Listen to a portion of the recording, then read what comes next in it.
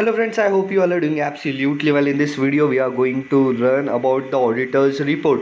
ये वीडियो मैं स्पेसिफिकली इसलिए बना रहा हूँ क्योंकि ये एक अमेंडमेंट है, इसका जो सीक्वेंस है वो चेंज हो चुका है. तो this will be a short video, short and sweet video. Just मैं आपको जो हेडिंग्स है वो पढ़वाने वाला हूँ, जो सीक्वेंस चेंज हुआ है वो मैं आपको बताने वाला हूँ. That and you can go in the details and read in the text book. तो ये एक ओवरव्यू वीडियो, एक रिविजनरी वीडियो है.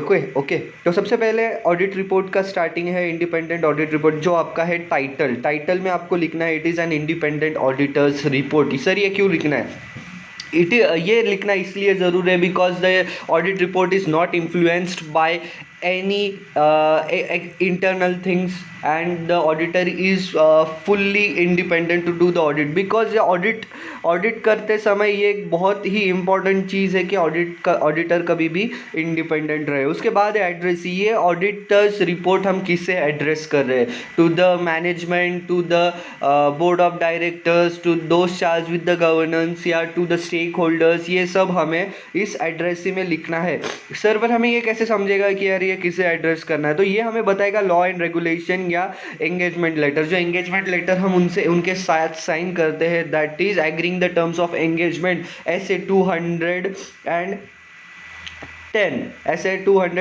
जो है वो हमें इसमें लिखना है कि ऐसे ये किसे एड्रेस करना है. उसके बाद है third point, that is auditors opinion. Auditors opinion में दो पॉइंट जो है वो ऑलमोस्ट सिमिलर है, पर इसमें हमें लिख रहा है कि whose financial statement are been audited.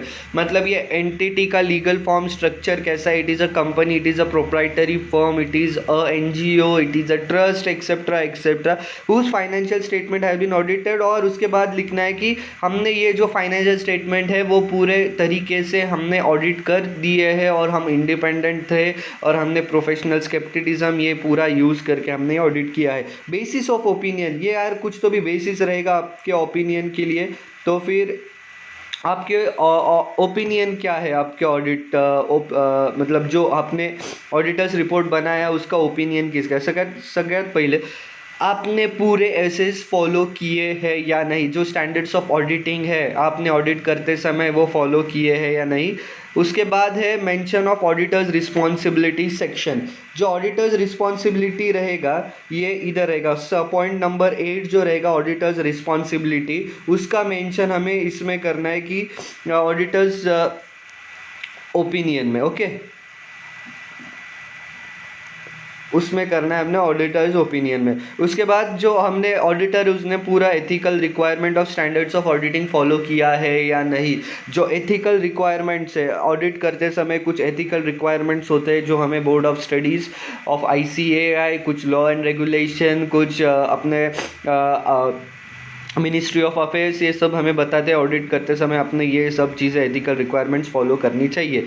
उसके बाद है कि ICAI ने जो हमें कोड ऑफ एथिक्स बोले हैं, मैंने जो इधर ही बोल दिया था आपको, वो भी आपको उसमें लिखना है. प्रॉपर एविडेंस, जिस एविडेंस पे आपने ये ऑडिट रिपोर्ट बनाया है वो भी आपको उसमें लिखना है. ओके. उसके बाद है ऐसे 570 गोइंग कंसर्न. आपको उसमें लिखना है कि ऐसे 570 के बारे में, ऐसे 570 के बारे में आपको लिखना है. इस पर मैं एक नया वीडियो बनाऊंगा, गोइंग कंसर्न. उसके बाद है पॉइंट नंबर 6 की audit matters in are auditors. ये भी एक नया ऐसे है जो आपको पढ़ना है कि ऑडिट मैटर्स मतलब कि आपको ऐसे लग रहा है कि ये सब चीज़ें आपके मतलब सब्सक्राइबर बोलने वाला था मैं, आपके जो स्टेक होल्डर्स है, आपके जो मैनेजमेंट है, दोस्त चार्ज विद द गवर्नमेंट है, आप इन सब को आपको बताना है. तो ये सब चीज़ें आपको इसमें लिखना है. ओके. उसके बाद है responsibility of management towards the financial statement. जो मैनेजमेंट की रिस्पॉन्सिबिलिटी है आपको वो भी उसमें लिखनी है, क्योंकि फाइनेंशियल स्टेटमेंट बनाने की रिस्पॉन्सिबिलिटी किसके पास है? ऑडिटर के पास है या मैनेजमेंट के पास है? बोलो बोलो बोलो बोलो. ये जो रिस्पॉन्सिबिलिटी है वो है अपने मैनेजमेंट के पास. ओके. तो कैन बी अभी मैनेजमेंट कौन हो सकता है? कैन बी TCWG, मतलब दोस्त चार्ज विद द गवर्नेंस भी हो सकता है इन केस ऑफ कंपनीज.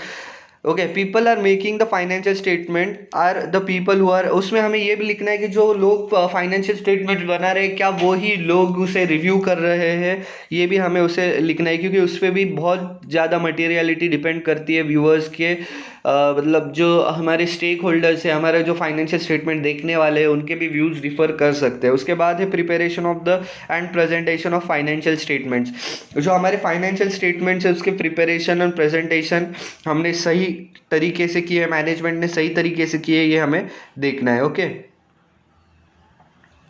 उसके बाद है ऑडिटर्स की रिस्पॉन्सिबिलिटी।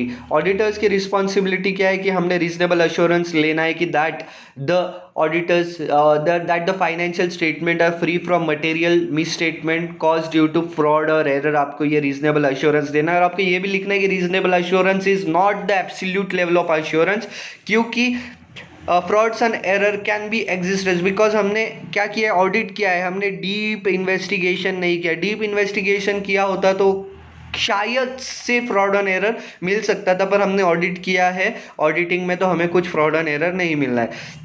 तो उसके बाद ऑडिटर्स ने आपका ओपिनियन उसमें मीन्स जो हमने ऑडिट ओपिनियन दिया है, जैसे कि डिस्क्लेमर ऑफ ओपिनियन, जो हमें 3-4 तरह की ओपिनियन हम दे सकते हैं, qualified opinion, disqualified opinion, disclaimer of opinion, ये सब हमें जो हमने लिखा था पॉइंट नंबर 3 में, ये हमें इधर भी मेंशन करना है।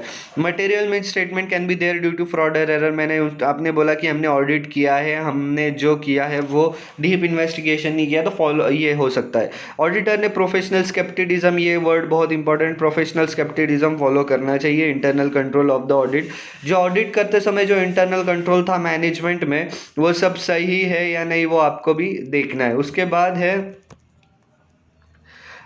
अप्रोप्रिएटनेस। उसके बाद हमें देखना है कि जो अकाउंटिंग एंट्रीज का disclosures, going concern financial statement are done according to the standards of auditing. ये जो है ये पूरा कट चुका है, इधर भी अपना नोट्स था। Financial are according to the standards of auditing, ये सब हमें उसमें लिखना है। उसके बाद location and description of auditor responsibility of the financial statement. हमें जो जिस ऑडिटर ने ये ऑडिट किया है उसका लोकेशन एंड डिस्क्रिप्शन लिखना है, उसका नाम, उसका एड्रेस वगैरह पूरा हमें उसमें लिखना है। उसके बाद report on other legal and regulatory requirement. इसमें अभी आपको ऐसे लग रहा है कि ये सब इसमें हमें इम्पोर्टेंट नहीं लगा, इतना बताना इम्पोर्टेंट नहीं है, पर आपको लगा कि ठीक है ऊपर हमने नहीं बताया, पर it is also important that auditing, मतलब जो हमारे स्टेक होल्डर्स हैं उन्हें ये भी इंफॉर्मेशन पता होनी चाहिए, तो आप ये इधर लिख सकते हो। उसके बाद ऑडिटर की साइन, ऑडिटर्स का नेम और डेट ऑफ ऑडिट रिपोर्ट, ये इधर नेम है। ओके, तो चलो एक बार ये हमें क्लियर कर देते हैं पूरा पूरा पूरा पूरा पूरा।